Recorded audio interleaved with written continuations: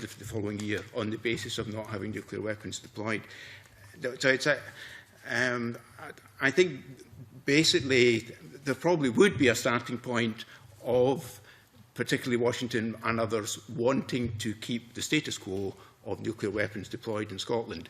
If Scotland was to hold its ground and say, well, we're not having nuclear weapons here, which, as I say, would probably lead to British nuclear disarmament, if the choice that Washington has is either a non-nuclear Scotland is in NATO or a non-nuclear Scotland is not in NATO, Washington would probably prefer we were in it.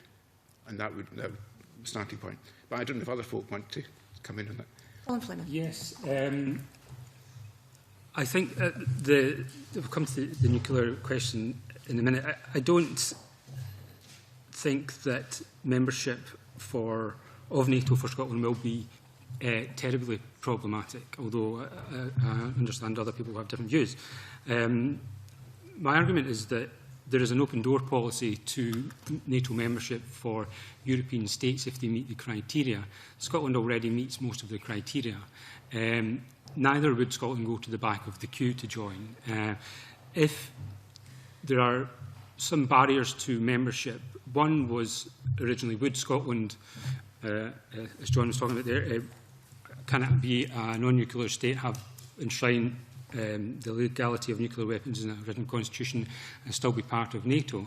It can, I believe, and it has said that it will sign the strategic concept. That is the key to being part of NATO. If the Scottish Government said, no, we will not sign the strategic concept, then Scotland wouldn't be in NATO, but it has. The other issue, and the main issue, is the nuclear issue.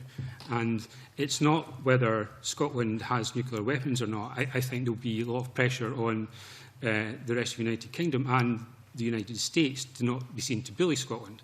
But as Alison was pointing out earlier on, I think it's very important for Scotland to respect the interests of the rest of the United Kingdom in this point, because it will have an impact in all of the negotiations. Now, I don't think Scotland should be forced to keep nuclear weapons against its will. I don't think the United Kingdom will want to have nuclear weapons in what would be a foreign country indefinitely.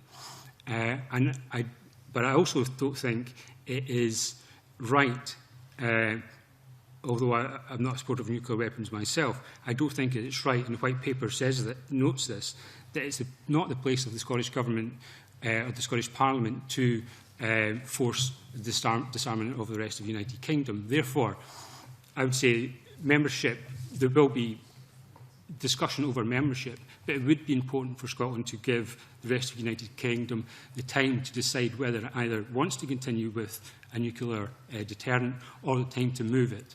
Now, I think the timeline given by the Scottish Government of 7 years is possible. The Defence Secretary, Philip Hammond, has said 10 years. I think 7 to 10 years is possible. I don't think that would be that needs to be dealt with quite quickly. Once it's dealt with, then I don't see there's many other problems to membership of NATO if that issue is dealt with properly. Okay, Alison Bales. Alison. Thank you, Convener. I agree with the general line of these statements, so I would just like to throw in a couple of facts that might be interesting. If Scotland did, for example, accept a long transitional period before the removal of UK nuclear weapons, it's important to realise that Scotland could nevertheless, from the first day, apply to join the Non-Proliferation Treaty as a non-nuclear state. You are not debarred from non-nuclear status simply because another country has stationed nuclear weapons on your territory. It's the ownership of the weapons which is decisive here. Thus, Germany has always been a non-nuclear state under the NPT, despite at various times having a lot of nuclear-stationed weapons. I would also like to say quite firmly that there is no connection between membership of NATO and having nuclear weapons on your territory or accepting them on your territory. The majority of today's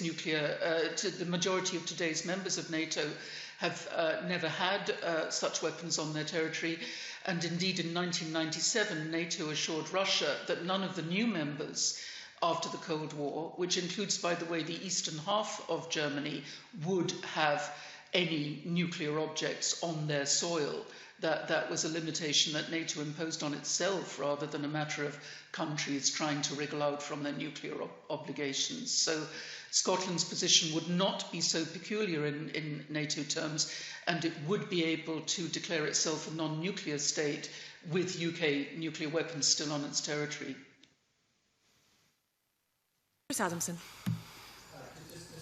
To say, Convener, that reflecting again on the discussions a little bit earlier, that the UN Charter or the statutes and frameworks that set up international intergovernmental organisations don't generally deal with state succession. That is a matter for international customary law, which has been discussed.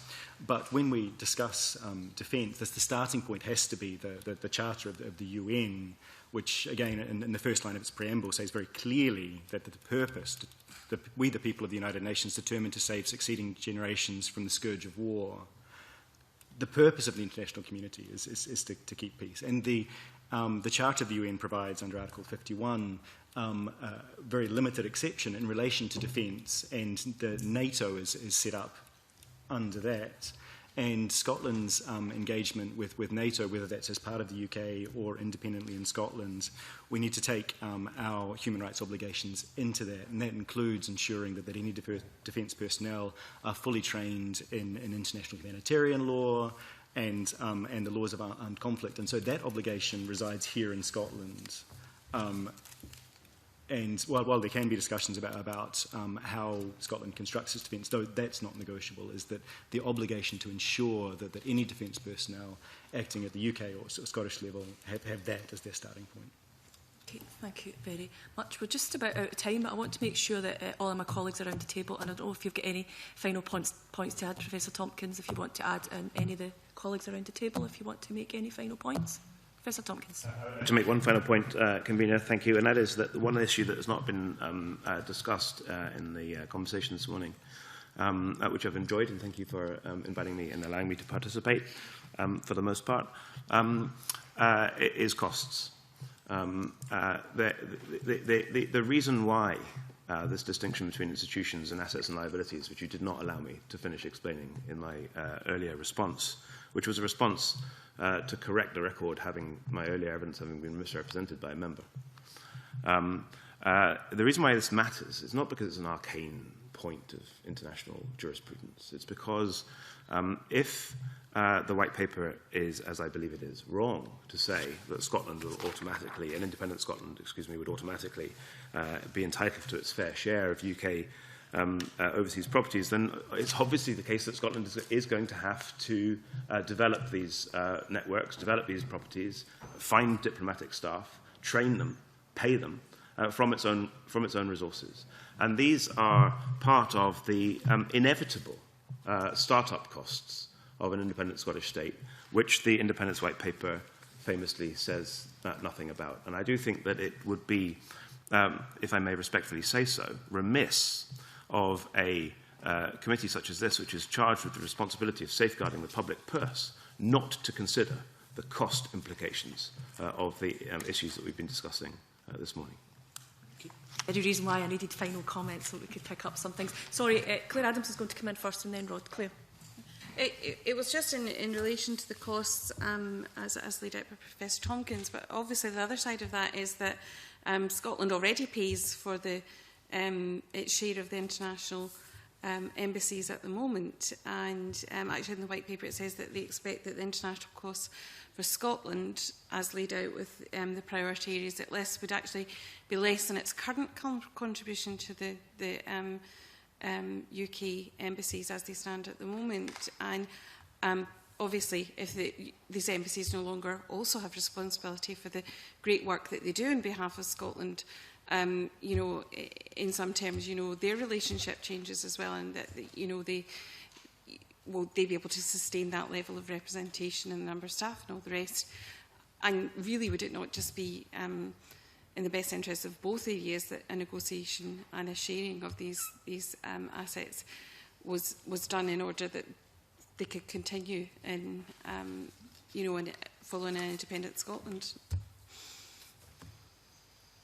Would it be in the best interests of an independent Scotland and the rest of the UK to cooperate fully in the event of Scottish independence? Of course it would.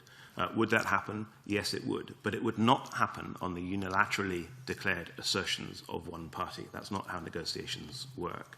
I'm sure that agreements could be arrived at between Edinburgh and London, between Edinburgh and a range of other foreign capital cities as to the sharing of diplomatic premises, but these things don't come free. There would be a fee attached, as there is under the European Union in terms of consular sharing arrangements. As there is in the Union at the moment for Scotland, because we contribute to the current system. I got told off for speaking across a member, so I don't know if I'm... is it back with me? It's back with me. Sorry. So